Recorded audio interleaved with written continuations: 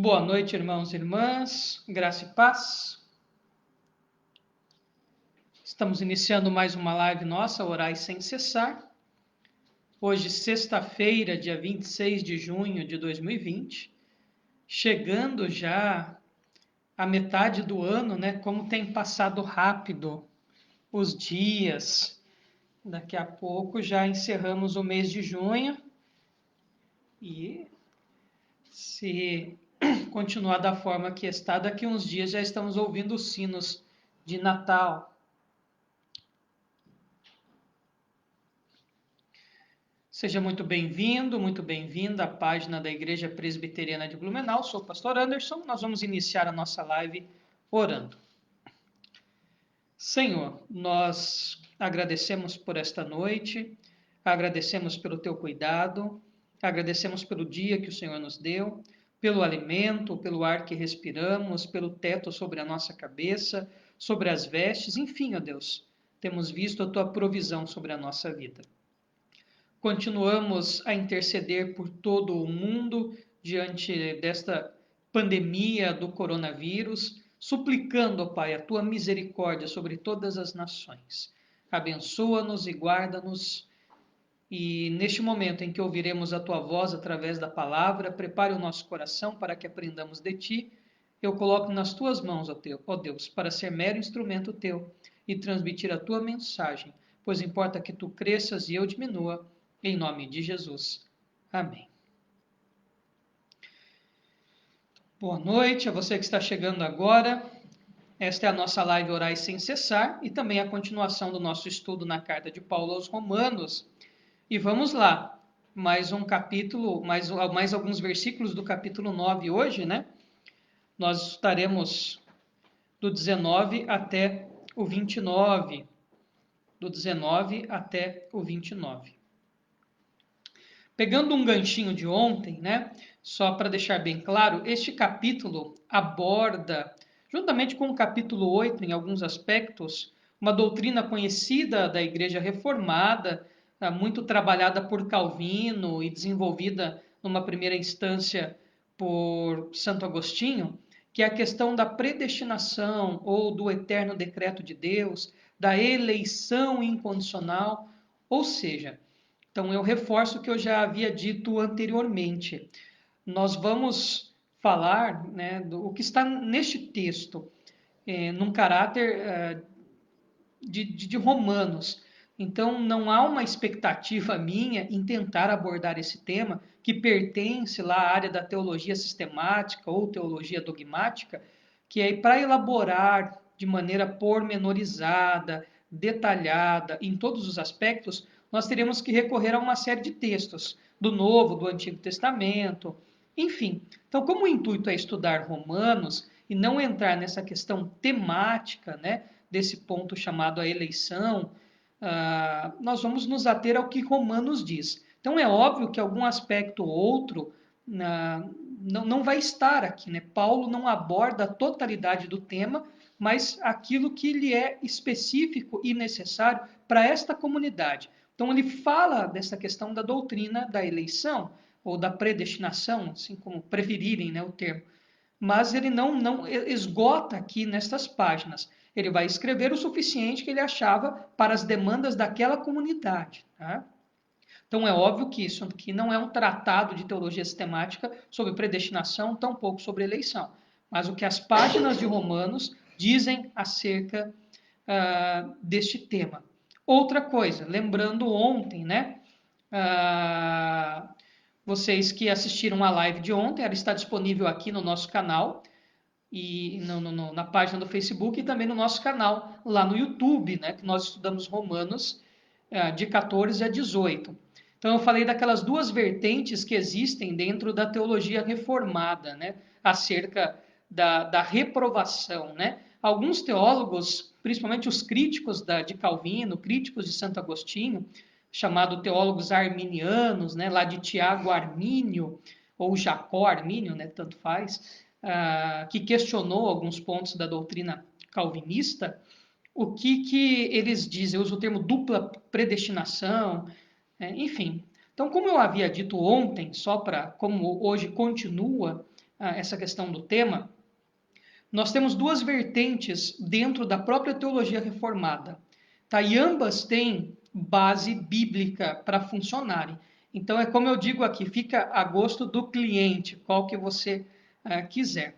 Então, uma primeira concepção são aqueles que dizem que o Senhor, na sua eternidade, segundo Santo Agostinho, segundo Calvino, segundo tantos outros teólogos, enfim, vão partir de um pressuposto mais ou menos assim, que quando Paulo fala aqui dos indivíduos que são reprovados por Deus, ou como nós vamos ver aqui, vasos para desonra, né, ou preparados para a ira, alguns vão dizer que Deus, desde antes da fundação do mundo, destinou estas pessoas à perdição eterna para que elas fossem demonstradas como instrumento da tua ira. Nós já falamos disso ontem, né? Então, fala como se Deus tivesse uma participação ativa. Então, Deus ativamente predetermina alguns indivíduos que ficarão perdidos em seu pecado e serão condenados para que seja manifesta a sua ira nessas pessoas. Tá? E há uma outra linha em que a participação de Deus não é ativa, mas passiva. Passiva em que sentido? Bom, lembra quando nós estudamos Romanos capítulo 1 e 2, principalmente, e partes do 3, quando nós falamos que toda a raça humana, segundo a teologia de Paulo, segundo a doutrina calvinista, segundo o ponto seguindo aquela ideia da depravação total, todo ser humano caiu, né? Todo ser humano é pecador, todo ser humano essencialmente faz a opção pelo pecado, né? Sendo totalmente depravado. Ou seja, o destino certo de todo indivíduo e o que ele merece é a condenação pelos seus pecados. Falamos bastante disso lá no capítulo 1, 2 e 3, né? Principalmente quando abordamos da depravação total, também nosso estudo em Romanos. Então, este outro grupo diz que Deus tem uma participação passiva no sentido de que não que ele tenha pego o indivíduo e pré-determinado ou pré-ordenado, ó, você vai ser aquele que vai carregar a minha ira. Eu vou predestiná-lo a ser um pecador eternamente e você seja eternamente condenado. Deus simplesmente não revela a sua graça a este indivíduo. Então, primeiro grupo, né, primeira ideia, dentro desse grupo calvinista, agostiniano, das igrejas reformadas que guardam, né? Quando eu digo igreja reformada, você pensa em episcopais, anglicanos, presbiterianos, luteranos e etc., né? Que tem muito em comum, mas também algumas diferenças teológicas. Então, vamos falar a título de presbiterianismo, né? A título de presbiterianismo, dentre os próprios teólogos presbiterianos, existem essas duas linhas. Uns que seguem a linha do Deus ativo. Deus pré-ordenou, desde antes da fundação do mundo, um grupo de pessoas que seriam instrumentos da sua ira. Dentro da teologia calvinista, presbiteriana, vão dizer que Deus teve uma participação passiva. Não que ele pré-ordenou que essas pessoas, pelo contrário, essas pessoas, ele não revela a sua face salvadora. De maneira que nós que somos os salvos, nós que somos os eleitos de Deus, né, nós é que somos a parte estranha, porque nós recebemos o que nós não merecemos. De maneira que aqueles vão receber o que eles merecem, ou seja, punição eterna por causa dos seus pecados. Então, é a graça de Deus que é estranha, porque aquele que é salvo, e nós já vimos isso em vários momentos, não é salvo por obras, mas é salvo inteiramente pela graça e pela ação soberana de Deus. Então, ficando claro esses dois pontos, né, e daí fica a gosto da sua interpretação pessoal, né, um dos comentários que eu tenho usado aqui é do Dr. John Stott. Ele prefere essa linha, né, e cita o próprio professor Hodge, o próprio professor Leon Morris, grandes nomes da teologia, que são favoráveis a essa ideia passiva de Deus, que não é que Deus pré-ordena, né, essa questão de dupla predestinação. Deus pegou o indivíduo e falou, não, você é perdido e eu faço com você seja. Que Deus, pelo contrário, ele não se revela de maneira salvadora àqueles. Mas parece-me que no comentário do próprio João Calvino, de Romanos, ele fala dos réprobos e acaba usando muito mais essa ideia de que Deus é ativo e quis sim mostrar a sua ira nesse grupo de pessoas. Né? Agostinho já falava disso também. Né? Então, nós temos esses dois grupos aí, mas fica a critério seu e a tua interpretação, visto que não há uma harmonia de interpretação acerca destes temas dentro da própria teologia presbiteriana, aí, quase 500 anos, não chegamos a uma conclusão, tá? Para que fique claro já, que isso é um tema difícil, né? Romanos 9 sempre é difícil. Graças a Deus, o professor José Roberto Cardoso foi meu professor no seminário, pastor da Igreja Presbiteriana de Caçador, me enviou um livro. Estou sofrendo com o inglês aqui, o livro de 1800 e quebradinho, né? Então, aquele inglês terrível, né? Antigo, mas tentando ali, com a ajuda do Google Translate, dar uma pesquisada neste tema, para que a gente tente trazer a essência do texto, né? Então, vamos lá, vamos dar uma olhadinha aqui, caminhar mais alguns versículos em Romanos, capítulo 9, de 19 a 20, que é a continuação daquele mesmo raciocínio do estudo de ontem. Não assistiu o estudo de ontem? É essencial que você assista para que você compreenda o de hoje. Se você não assistiu, pode assistir depois, lá no YouTube, Igreja Presbiteriana de Blumenau, ou aqui no Facebook, na nossa página. Então vamos lá, capítulo 9, versículo 19. Mas algum de vocês me dirá, eu estou usando a nova versão internacional, tá? NVI, a tradução que eu estou usando da Bíblia. Então, por que Deus ainda nos culpa? Pois quem resiste à sua vontade? Então, diante dessa ideia da doutrina da eleição, poderia surgir essa dúvida moral. Poxa, se Deus é soberano no seu critério quanto à eleição, se é Ele quem escolhe as pessoas a quem Ele vai salvar e também aqueles a quem Ele vai endurecer, como nós vimos ontem, não, mas isso é injusto? Né? Então, por que ainda tem que ter esse sentimento de culpa, já que isso parte de Deus? E de fato, né, a pergunta, quem, pois, resiste à sua vontade? O que pode o ser humano fazer diante da soberania de Deus? Absolutamente nada. Deus é soberano. Mas aí Paulo, lembra-se que eu já disse por várias vezes que Paulo usa um recurso retórico grego aqui na carta aos Romanos, chamado diatribe. O que é diatribe? Então Paulo pega e cria um interlocutor, ou melhor, uma pessoa para ele conversar. Ele cria um personagem para ele conversar, geralmente para fazer oposição ao seu tema. Então, nessa dinâmica de perguntas e respostas, ele expõe o tema. Tá? Então, ele cria um adversário fictício para debater com ele o tema, para que seja mais didático. Então, que nós chamamos lá na retórica grega de diatribe, que é o gênero literário aí dessas perguntas e respostas. Então, Paulo começa uma discussão ali com o seu interlocutor ou com esse seu opositor imaginário. E aí agora ele vai nos dar uma lição sobre soberania de Deus e vontade humana. Mas quem é você, homem, para questionar a Deus? Acaso aquilo que é formado pode dizer ao que formou, por que me fizeste assim? Poxa vida. Paulo, alguns teólogos vão dizer que Paulo é rude, né? Ou seja, Paulo usa uma linguagem forte aqui. Né? Se nós usássemos a tradução literal do grego koiné aqui, o grego popular em que foi escrito o Novo Testamento, de fato daria uma ideia de aspereza de Paulo. Mas a ideia é que ele é enfático, ou seja, Paulo, ao criar essa possibilidade de um ser humano questionar a soberania de Deus, é como se ele ficasse realmente bravo. Fala, quem é você, homem, para questionar a Deus? Paulo está nos colocando em nosso devido lugar com esses versículos. Ou seja, quem somos nós para questionarmos a soberania do Senhor? Nós que fomos formados. Então ele deixa bem claro qual é o lugar do Criador e qual é o lugar da criatura. Os teólogos do começo do século XX, alguns do final do século XIX, usam um termo para Deus muito interessante, principalmente numa época que o iluminismo estava florescendo, a ideia de Deus estava sendo extremamente derrubada, a teologia liberal, aquela que negava quase tudo, era bem forte, né? Alguns teólogos questionaram tudo isso, seja o iluminismo, seja o cientificismo que estava pegando ali, toda essa questão da própria teologia liberal e etc. Eles usavam um termo interessante, falaram, à medida que a gente quer ficar aí brigando com Deus, vamos colocarmos nos nossos lugares. Deus é o totalmente outro. Deus não está preso à experiência humana. Deus não é humano.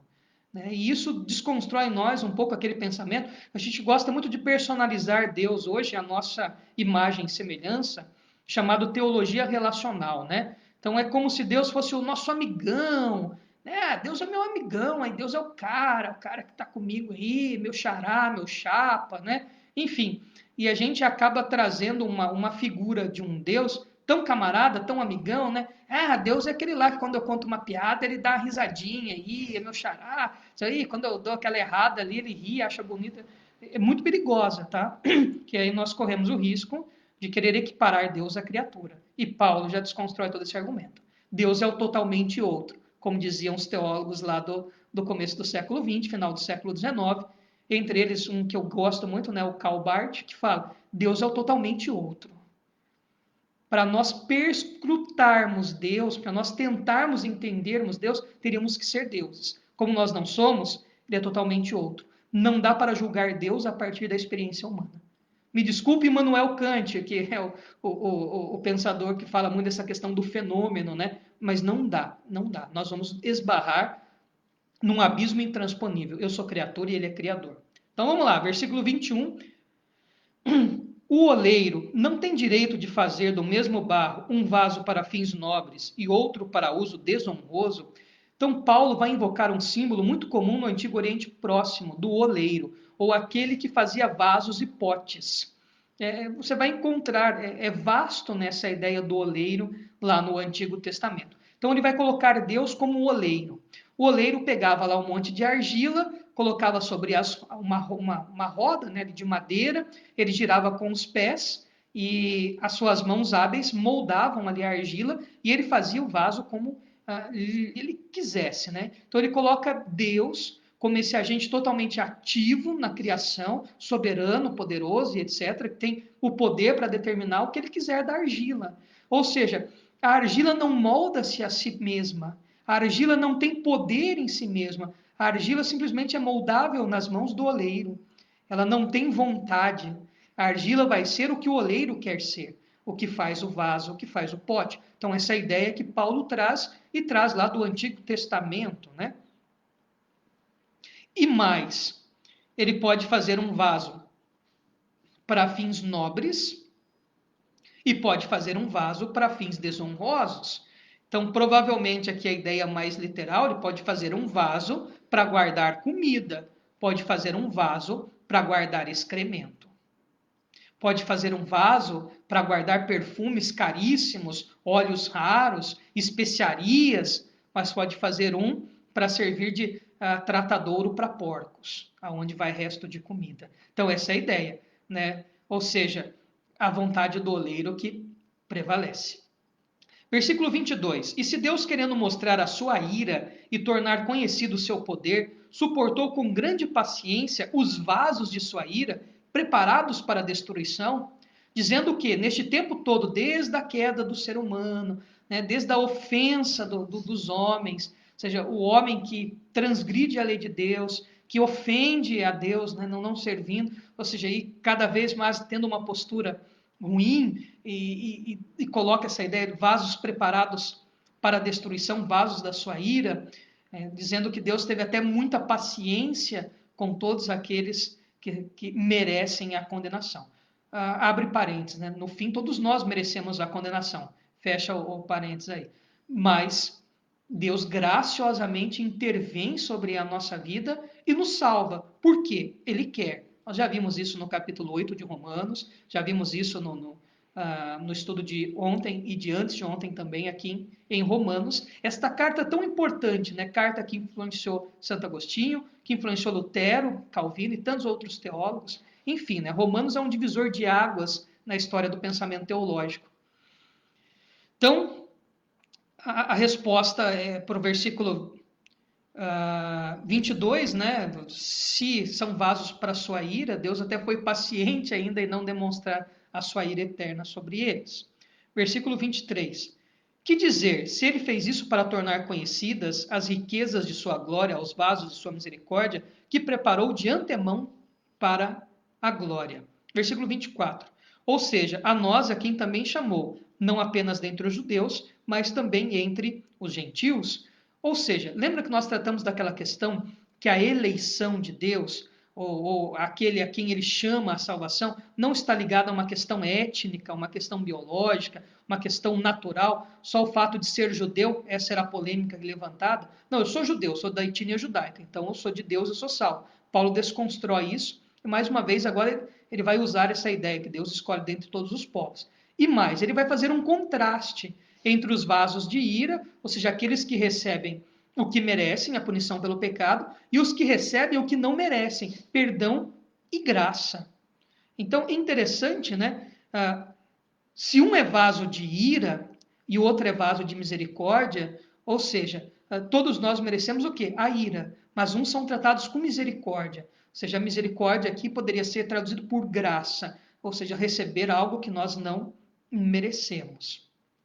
E de qualquer maneira, seja a justa condenação dos ímpios, ou seja, a injusta aos nossos conceitos humanos, né? Ou seja, a não merecida salvação aos eleitos, que são pecadores e ímpios iguais, por isso que somos salvos pela graça, pela livre espontaneidade de Deus, ele mostra a sua glória e a sua misericórdia. Então, um contraste terrível, né, Laís? Falar desses temas, né, de condenação nunca é bacana, né? Sempre dá um... Mas temos que falar, né? O texto nos pede isso, nos propomos a estudar Romanos inteiro, então temos que tratar de Romanos, capítulo a capítulo, versículo a versículo. Versículo 23. Que dizer? Se ele fez isto para tornar conhecida... já li, perdão, já li, né? O 23. Versículo 24, o versículo 23 e 24, né? O 25. Como ele diz em Oséias, chamarei meu povo a quem não é meu povo, e chamarei a minha amada a quem não é minha amada. Então ele vai buscar base, mais uma vez, lá no Antigo Testamento, agora no livro de Oséias. Inclusive estudamos Oséias aqui, né? Você pode ver lá no nosso canal no YouTube e também aqui procurar os vídeos. Nós temos o estudo completo no livro de Oséias, um profeta lá do Antigo Testamento, para falar do chamamento dos gentios, né? Então Paulo vai dizer que quando Deus chama aquele que não era seu povo de seu povo, a não amada, né? A minha amada, então ele está falando da salvação aos gentios ou aos não-judeus. Esta ampliação da salvação. A salvação não pertence a um povo, né? Mas a toda classe de pessoas. Não importa se homens, mulheres, brancos ou negros, judeus, americanos e até as antigas etnias que já não existem mais, né? Perdidas aí afora. Tá? Então, esta é a ideia dele invocar Oséias, para falar desta salvação a todo tipo de pessoa, a toda raça. E acontecerá que no mesmo lugar em que se lhes declarou, vocês não são meu povo, eles serão chamados filhos do Deus vivo. Então, mais uma vez referendando, né, Oséias, trazendo à luz esse texto de Oséias, para falar de Deus que escolhe um povo que não era seu povo. Quem? Nós que não somos judeus. Essa questão da salvação e da eleição de Israel como algo étnico era um tema em voga no primeiro século, discutido entre os rabinos ali na época de Paulo, né? Até um pouco antes de Paulo, no final nos anos que antecedem no finalzinho do século I, enfim, já tínhamos essa discussão entre os rabinos. Então, Paulo deixa bem claro, não é uma questão étnica, né? Deus não preferiu um povo por ser uma questão biológica, mas devido à sua graça, sua promessa, como já vimos, né, lá nos versículos anteriores, falando de Abraão, de Isaac, de Jacó e Esaú. Versículo 27. Agora ele vai fazer um contraste. Se em Oséias Deus chama os gentios que não eram o seu povo, chamam de povo, que não eram amados, chamam de amados, agora ele vai falar acerca de Isaías. Isaías exclama com relação a Israel: embora o número dos israelitas seja como a areia do mar, apenas o remanescente será salvo. Então ele vai usar agora, o profeta Isaías, vai trazer mais um texto do Antigo Testamento para dar base à sua doutrina. Embora o número dos israelitas seja como a areia do mar, apenas o remanescente será salvo. Ou seja, nem dentre o povo que se julgava o povo eleito, só por ser judeu, só por carregar a etnia, né, essa coisa natural, genética, etc., Paulo fala, é só o remanescente, ou seja, só aqueles a quem Deus quer. Deus não universaliza, a Bíblia não universaliza a salvação nesse sentido. A salvação, todo mundo vai ser salvo no final. Não, não é verdade. Não é o que a Escritura diz. Quem será salvo? Aqueles a quem Deus quer, e não é exclusividade de nenhum povo, nem dos judeus. Paulo abordando novamente essa questão. Versículo 28. pois o Senhor executará na terra a sua sentença, rápida e definitivamente. Ou seja, trazendo essa ideia de juízo para aqueles que são salvos, para aqueles que são chamados por Deus à salvação, né? O juízo foi sobre Cristo. Cristo cumpriu a pena em nosso lugar, visto que o sacrifício de Cristo é suficiente, eficiente para salvar aqueles que são de Deus. Mas o juízo de Deus também será manifesto naqueles que não foram escolhidos por Ele, aqueles que serão punidos ou receberão aquilo que merecem por causa do pecado. Complicado falar disso, mas também é necessário. Faz parte da construção doutrinária da nossa igreja, da nossa concepção, enfim. É importante abordarmos também. Temos que amadurecer nesses temas que são um pouco complexos, né? Esse desafio bíblico e teológico de crescermos até em temas que são difíceis, porque à luz da Escritura não são tão difíceis assim. Esses versículos não são claros quanto a esta ideia? E o versículo 29 que encerra. Como anteriormente disse Isaías, se o Senhor dos Exércitos não nos tivesse deixado descendentes, já estaríamos como Sodoma e semelhantes a Gomorra. Ou seja, fazendo menção a Sodoma e Gomorra, aquelas cidades que foram consumidas pela ira de Deus por causa do seu pecado. Mas qual que é a ética implícita nesse texto? Dizendo que, se não fosse a intervenção de Deus no meio dos pecadores, todos nós, voluntariamente, escolheríamos aquilo que é mal. Ou seja, estaríamos como Sodoma e semelhante a Gomorra. Ou seja, o extraordinário da salvação não são os pecadores receberem a justa punição por causa do seu pecado, mas é a intervenção de Deus em salvar parte desse povo, salvar aqueles a quem ele escolhe e demonstrar essa graça, esse favor imerecido e punir Cristo no lugar destas pessoas. Já abordamos isso também em temas anteriores. Tá? Então, para a gente tentar concluir esses versículos aqui que falam dessa ideia da eleição, e ainda Paulo está desenvolvendo nesta concepção teológica acerca da eleição. A eleição não é étnica, não é genética, não é pelo fato de ser judeu que eu sou salvo, de maneira alguma.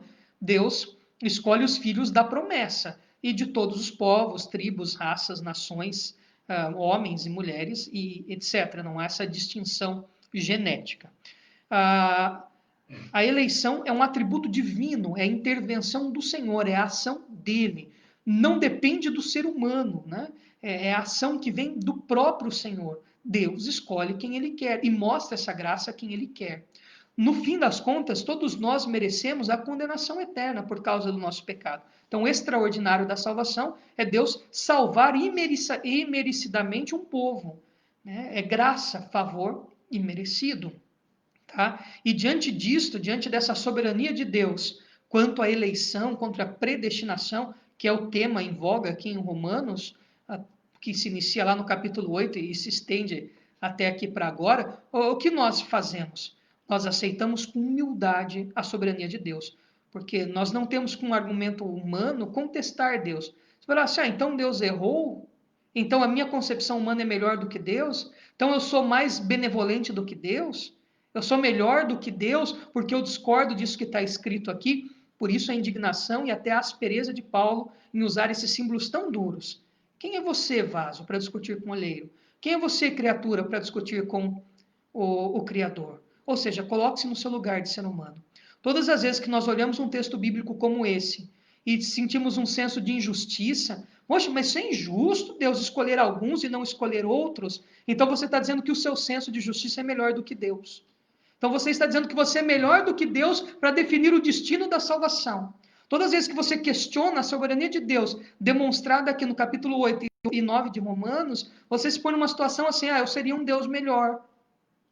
Pense nisto. Por isso que Paulo é duro para dizer, coloquemos-nos nos nossos lugares de criaturas. Porque os pensamentos de Deus, a soberania dele e a maneira como ele age, não pode ser entendida por nós. Somos criaturas. Ele é o Criador. Eu acho que é um texto que nos ensina uma humildade tremenda e gigantesca. Então, assim a gente encerra mais um difícil capítulo de Romanos. Eu acho que eu nunca estudei tanto na minha vida um tema só, e mesmo assim a gente vê a complexidade do tema. Mas é pertinente. Acho que temos que estudar toda a carta, assim como proposto. Então vamos lá, aos pedidos de oração. Se você não fez o seu pedido de oração, dá tempo. Eu vou erguer a minha barrinha de rolagem aqui. Ainda dá tempo de você colocar o seu pedido de oração.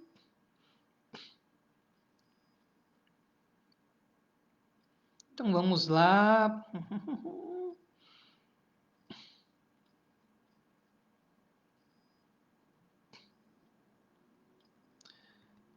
Primeiro pedido de oração que parece para mim aqui é da Letícia, tá certo aí, Aline? A Aline é a secretária, né? Agora que a gente voltou a transmitir pelo Facebook, ela tem secretariado a gente.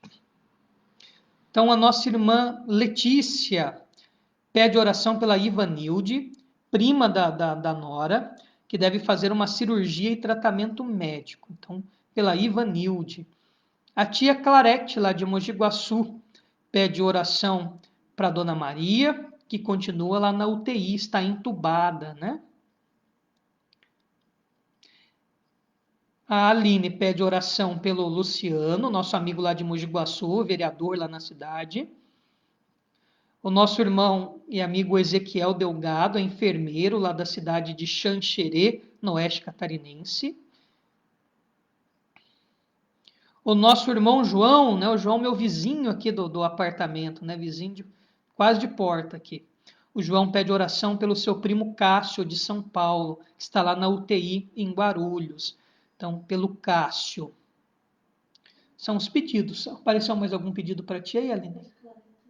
Sim, da tia Clarete, que pede pela Dona Maria. Gente, daqui a pouco eu vou mandar os abraços. Caso você esteja assistindo e não dê um oizinho para a gente, deixa um oizinho para mandar um abraço para vocês aí ao final. Então vamos orar por esses pedidos, tá? Eu vou orar com os olhos abertos. Sempre falo assim, não é pecado orar com o olho aberto, fechado, ajoelhado, de pé. O que importa é a sinceridade do teu coração, tá? Então vou orar com os olhos abertos para eu poder ler certinho aqui os pedidos. Então oremos.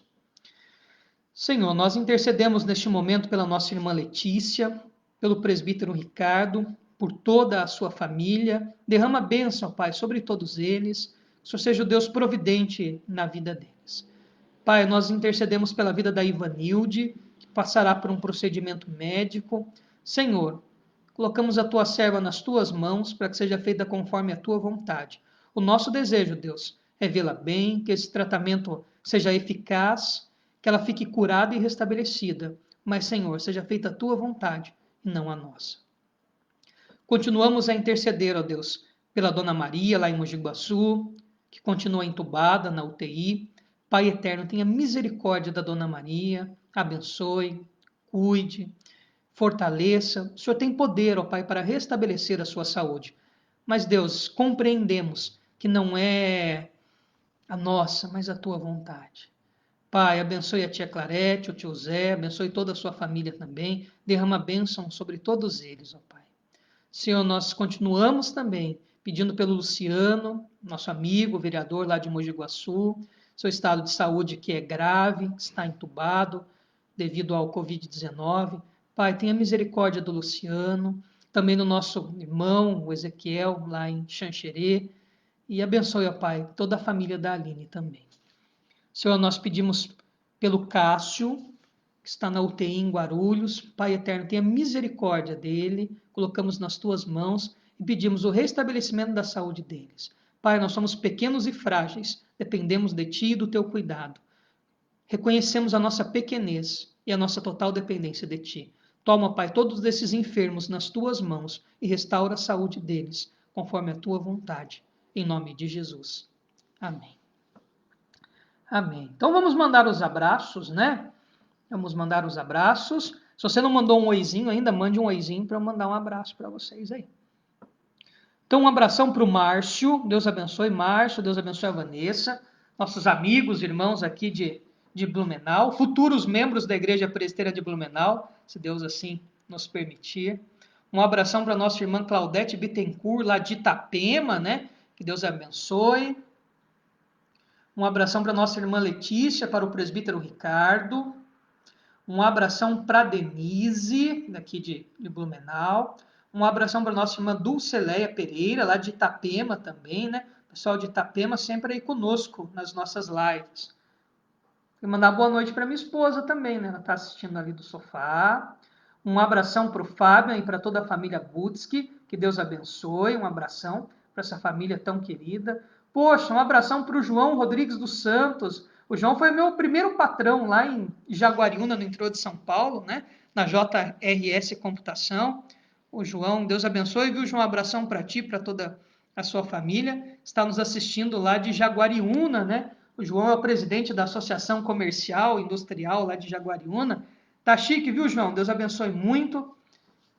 Um abração para ti e para todos aí de Jaguariúna, uma das cidades mais bonitas do Brasil, né? A estrela da Mogiana, Jaguariúna. Então, um abração, viu, João? Muito feliz pela tua companhia, pela tua participação aí na nossa live. Um abração para o Marcos Simas, que Deus abençoe muito. Para a tia Clarete, né, que nos assiste lá de Mogi Guaçu, um abração para ela, para o tio Zé, para a Pri, para o Dudu, para a Daia, para a Laurinha, para o André, para o Andrezinho, né, para o tio Joãozinho, para a tia Efigênia, enfim, Deus abençoe muito toda a família que está sempre antenadinho aqui conosco. Um abração para a Rose Andrade, para o seu Valdemar, Deus abençoe, viu, seu Valdemar? Um abração para o senhor. Um abração para a dona Zeni, para o presbítero Dino, também para Ana Paula, né, os nossos amigos, irmãos queridos lá de Xanxerê, no oeste catarinense. Um abração, viu, dona Zeni? Dona Zeni está chique de Facebook agora, até comentando aqui as lives. Um abração para a tia Fi, para o Chico, para o João, Deus abençoe, João, nosso vizinho aqui.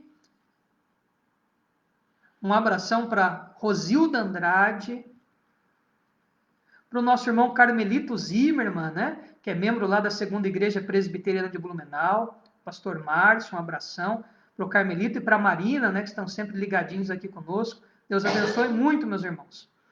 Um abração para a Lena, para o presbítero Paulo, para o Mateus, para a Marília que acabou de trazer um momento de canção para a gente aqui. Um abração para a Benedita Domingues, a nossa amiga lá de Mogi Guaçu também. Que Deus abençoe. Tia Edna. Um abração para a tia Edna também, lá de Lambari, né? Deus abençoe a tia Edna, o tio Taíde. Estamos com saudade, viu, tia Edna? Se Deus quiser, a hora que acabar essa pandemia, a gente vai comer um franguinho caipira, né? São os tios nossos, né? São cafeicultores lá em Lambari, que produzem um dos melhores cafés do mundo, né? O café de altitude, 100% arábica, manuseio artesanal. Então pensa no cafezinho que dá lá na Barba de Bode, na Capelinha no Ibirizal, lá na zona rural de Lambari. E temos alguns supermercados aqui que tem cafés lá da região do sul de Minas. Não os cafés especiais. Acho que alguns lugares devem ter os cafés especiais, né? Tem um especial.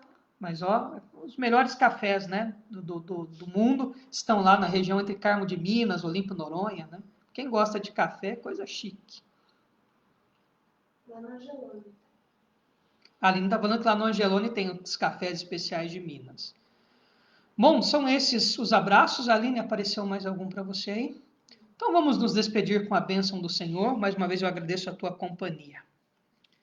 Irmãos e irmãs, que a graça do nosso Senhor e Salvador Jesus Cristo, o amor, a bênção de Deus, o Eterno Pai, a comunhão e a consolação do Santo Espírito esteja com todo o povo de Deus aqui presente e espalhado sobre a face da terra, para todos sempre. Amém. Então Deus abençoe muito a todos e a todas que estiveram conosco nesta live e voltamos amanhã às 20 horas com mais um pedacinho aí de Romanos 9. E se Deus quiser, vamos vencer esse tema difícil, complexo aí de predestinação e eleição. Então, boa noite a todos e a todas.